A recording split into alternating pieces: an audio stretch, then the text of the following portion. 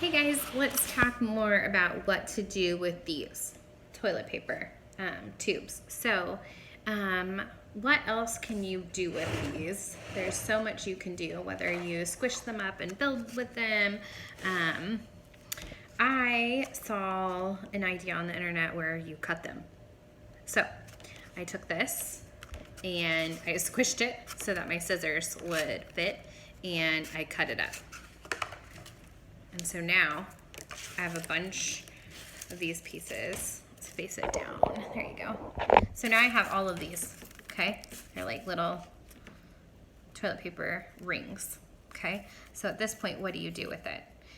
There's so many ideas. The idea on the internet that I saw that was like, man, that is so fun. They used these and created a shape. So what they did was they created like a little fish out of theirs. So I thought that was pretty cool. Like this could be the fish body, and then you could draw. Another idea that I thought of that came to mind is you could make these into little parts of like a tree. So what I would encourage you to do is to take a toilet paper tube, and I tried paper towel. Paper towel is really hard to cut, so that's why I did toilet paper, if you even have paper towel. So I would encourage you to give these to your artist and see what they can do. Like, can you take these and make something out of them? Ooh, that's pretty. I must be ready for nice weather. I feel like I keep wanting to make some flowers. Oh my goodness, I love it. So have your artist create something.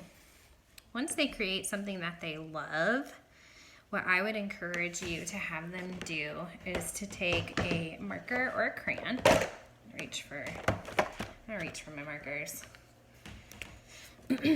And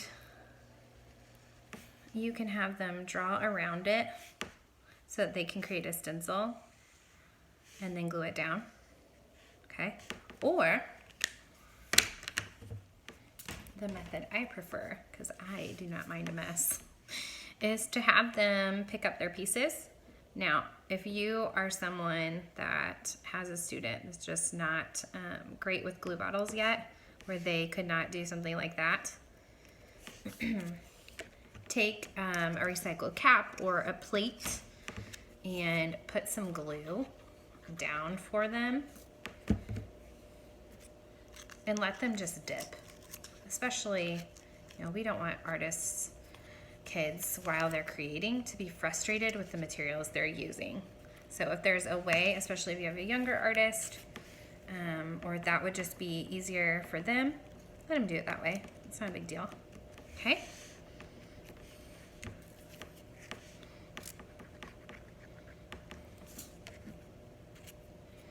So the idea is that, you're gonna get that cardboard and the glue, set it down on your paper.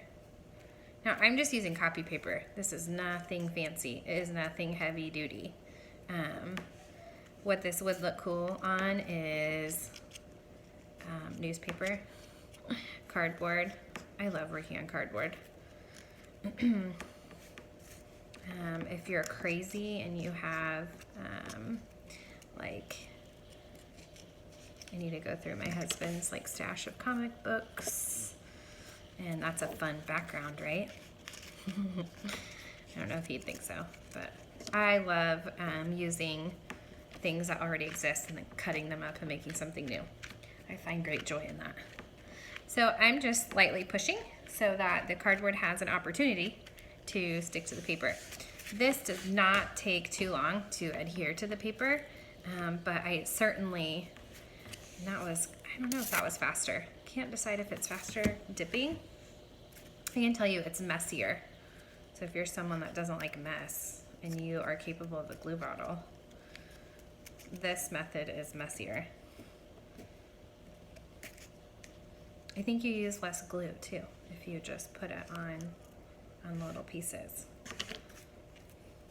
I don't know if I like the 2 leaves. Maybe I make too small one? I don't know. I'm gonna play with this, you know, can you, oh, that's kind of fun. Can you make more things? Oh, look at that little baby petal. Give it like a layered look. I like that. You know, you don't have to think just, you know, the shape that you have. There's this thing called paper scrolling, where artists will take paper and they roll it and manipulate it. Oh, my hands are so messy. I did some work with some salt dough earlier, and I have not washed my hands from it. So isn't that fun? I just kind of, there we go. Just rolled it up. That'd be a fun center. Yeah, let's do that. Now, at this point, once you have everything assembled, right, you need to let it dry. You don't have to let it dry for hours. You can let it dry for, you know, 30 minutes and then check it out. Elmer's glue, white school glue, tends to dry pretty fast.